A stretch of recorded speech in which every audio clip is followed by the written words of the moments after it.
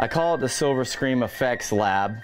I really wanted the place to not just be a sterile laboratory with sculpting tables and white walls everywhere. Overall, it looks like a crazy monster museum because we put up all the props that we keep from movies. It's a good environment because, especially as an artist, you want to be stimulated. And it's impossible not to be stimulated looking at Shane Morton's work, from severed heads to mummified mutants. This guy makes all the stuff that makes you scream. All right, so this love of horror and monsters and makeup and effects, where does this come from? It all started on my 3rd birthday when my parents took me to see King Kong. I remember going home and sneaking in. I was always sneaking around as a little kid. You know, 3 years old, that's precocious. But I snuck into the bathroom and I remember putting makeup on and I'm looking at the mirror and I'm not seeing a little kid with putting black makeup on his face. I'm seeing King Kong looking at the mirror.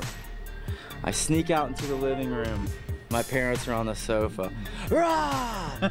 They jump off the sofa. It's pandemonium. All these years later, Shane and his team are still causing sofa jumps, creating gruesome makeup effects and props for everything from blockbusters like Black Panther to indie sensations like Spring Break Zombie Massacre. Hey, zombie, get back into.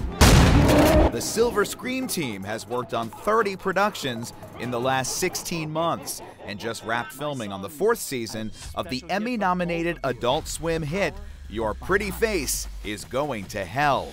Kids today, every time they fart, they get a trophy. That one is special to me because I was involved at the very beginning with the art direction, and I get this all the time. People see that and they can say, oh, wow, it looks like Shane's stuff. Yeah, why don't you convert this, Claude?